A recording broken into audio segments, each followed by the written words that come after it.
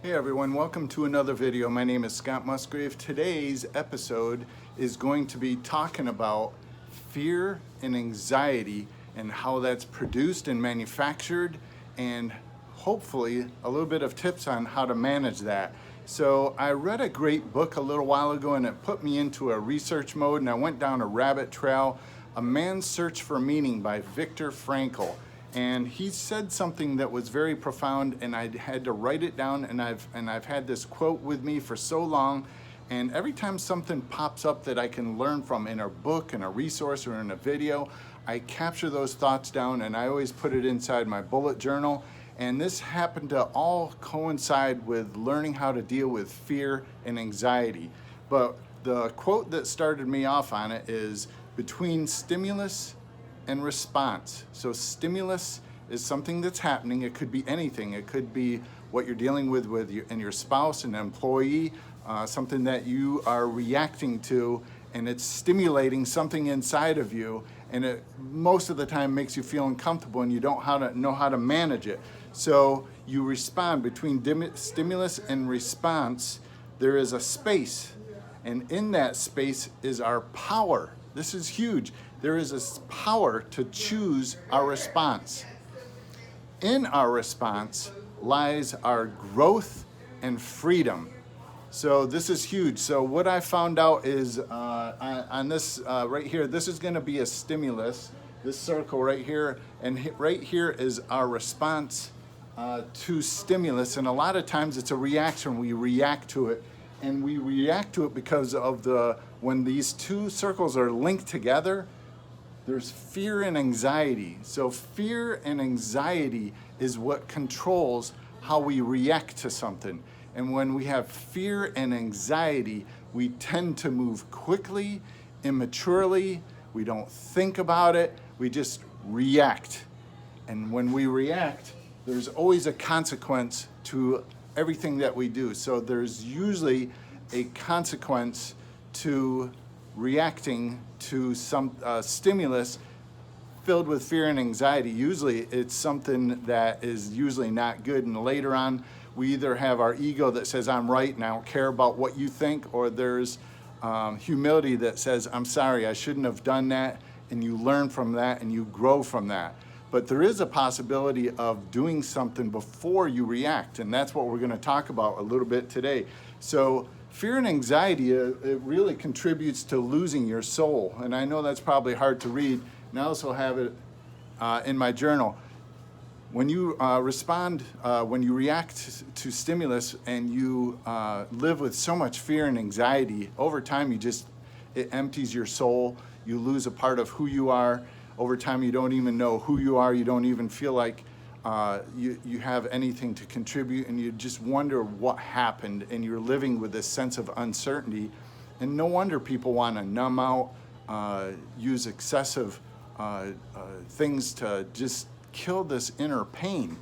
And I lived with that for a certain era of my life, living with fear and anxiety, but it shows up in worry, it shows up in stress, it shows up in jealousy, and it shows up in so many different ways that are under our radar. And it seems like whenever somebody tries to expose us to some of these things in a good way, for constructive criticism or something, it can almost feel like an attack. And it almost feels like somebody's judging us, criticizing us, trying to condemn us, keep us on a certain field so that they can control us. And those are just not healthy elements from that. So I wanted to share with you a little bit of sometimes people in Viktor Frankl's book, In Search for Meaning, that's a huge thing for everybody in our lives. We're trying to find meaning, and some people find meaning in other things, but a sense of meaning and purpose and choices, our strengths resides inside of us. And that's what I believe Viktor Frankl is talking about when he says there is this space, but it's not discussed much. So I discuss this in my trainings, because we can have a stimulus and we can choose to move from a sense of what's called agency. So this right here is when you have a stimulus and you move from your agency, which is your strength, your purpose, your meaning, your calling, the ability to make decisions, and one of the things that you have that gives you different options and possibilities. So in a sense, you need to learn a form of self-control before you react to something. And so when you react to something, you sense this sense of urgency to react and it's fueled by fear and hate and anxiety and stress. When that starts stirring inside, if you can pause for 30 seconds, 10 seconds, 5 seconds, just step back and find out what's the meaning of what the purpose is saying. A lot of times people speak from their own dysfunction, their own fear, their own anxiety. But sometimes people are speaking life into you, or there's a stimulus that happens that because you were numbing it out in your previous stages of life, now it's time to step up. It's time to amp up how you are. It's time to walk your talk, and it's time to mature through a process of trying to understand something that you can grow in and mature in and gain more wisdom. So a sense of, learning what your strengths are, what your purpose is, learning self-control. Sometimes somebody may say something and it stimulates something inside you don't know how to deal with it. And one of the best things you can do is just say, can you give me a minute to think about this? Can you give me a day to think about this? And then you can start to reflect. So there's a wonderful book called Boundaries. When you learn to set boundaries with other people, that sometimes is easy, but it's hard, but sometimes it's easy. What's harder is learning to set boundaries with yourself. When you set boundaries with yourself, that means you're trying to learn how to move past something that's fallen on your property. It's over your boundary, and you have to move it. You ask your neighbor to move it, but you call someone to move it. But if there's resentment and bitterness, then towards your neighbor later on, you just won't communicate with them. You're not even communicating with yourself when you have boundaries violations. Learning to reflect on a stimulus, learning to reflect is the first stage in what you can do to find meaning in yourself and in the situation so that you can respond in a way that benefits both parties, and there's a sense of gratification that comes from both parties and even yourself in maturing through this. So in that response lies our growth and our freedom. Imagine living life without fear and anxiety. That's huge freedom. That freedom, fear and anxiety drains time, energy, effort, and your focus. And when you change and move from a form of agency, purpose, your choices, your strengths, options and possibilities, and how you reflect, setting boundaries with yourself and other people, it's a form of self-control, and this is intentional living.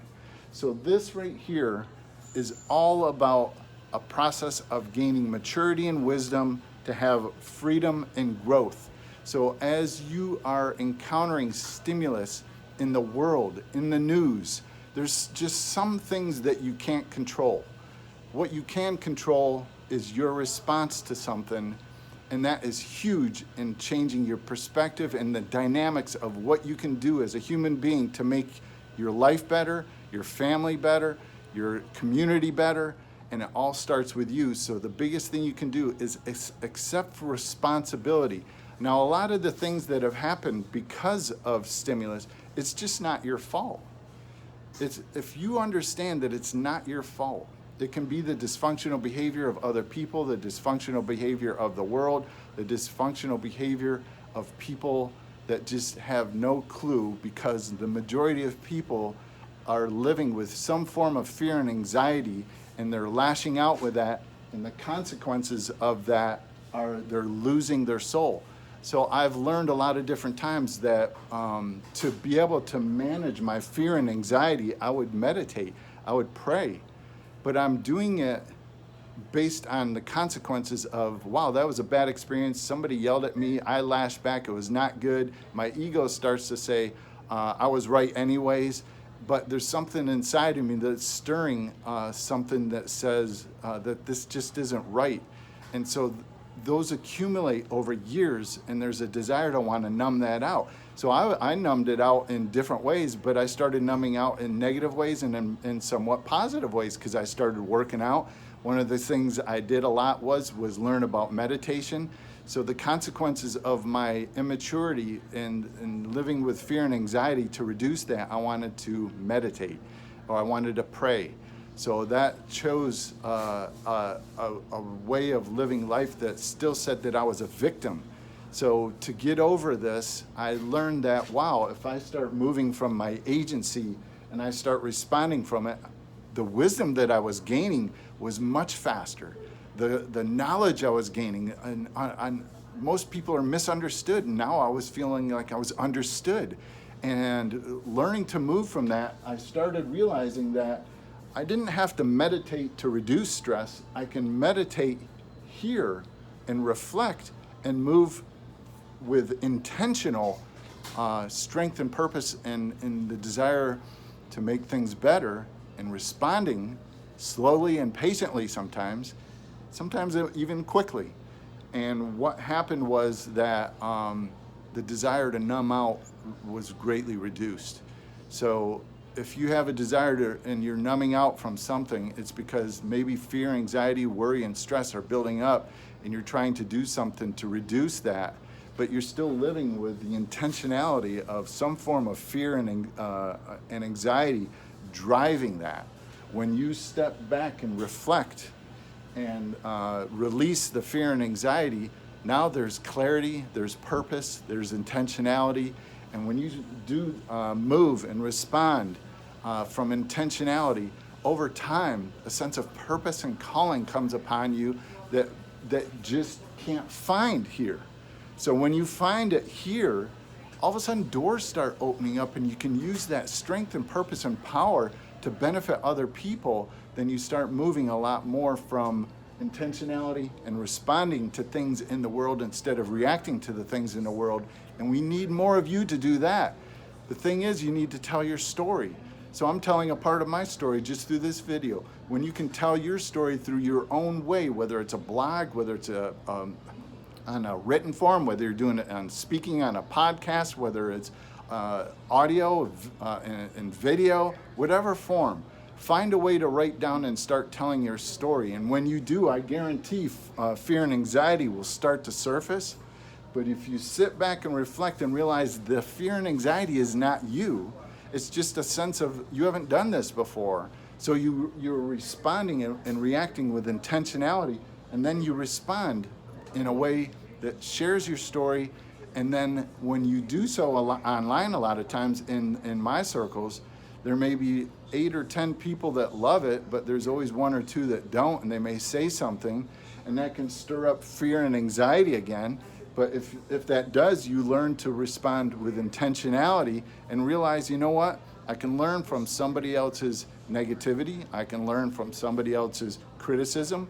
There may be even a benefit that you can learn from. And the tone of something delivered over the internet was misunderstood a lot of times. So your ability to interpret and misinterpret life because of fear and anxiety can greatly be reduced with maturity and wisdom here by responding from your intentionality. So I just wanted to give you guys a glimpse. This is some of the training that I usually do with the people that I'm working with, whether they're in a trade, learning how to become a specialist. When you're a trade and you become a specialist, you change your mindset and you encounter fear and anxiety. So this is usually a stage in my system that I teach people that you need some more personal growth. And this is what I talk about. Moving from your agency and finding out what that is, uncovering it, unpacking it, writing it down in your journal so that you have something to look back on and say, this is who I am and this is who I can reflect on and move from. Because a lot of times you'll, in fear and anxiety or in a sense of panic, you lose this ability to control clarity and perspective. So over time, when you move from trade to a specialist, it's really a lot about personal growth. Now, when you become a specialist and you work from a specialist for a few years and you decide that you want to expand and become more of an entrepreneur, then there's entrepreneurial development that I put you through and help you with. So entrepreneurial development goes along with personal growth. They both go hand in hand. It just depends on what stage of your business and growth that you are in. To utilize these development and growth skills is usually what I teach different entrepreneurs. So you guys have a great day. If you have any questions, please leave those down below. I have some other videos that are in the works that are about the expansion of your entrepreneurial development and personal growth. Keep an eye out for those. Hit the notification bell button below, and also check out the resources in the box down below in the description box. There's also information about some of the other things that I do in my trade as a specialist and also as an entrepreneur. If you'd like more information about that, again, click down below. I look forward to your questions or comments about this video, and look forward to actually, hopefully, meeting you one day in person. You guys have a good day.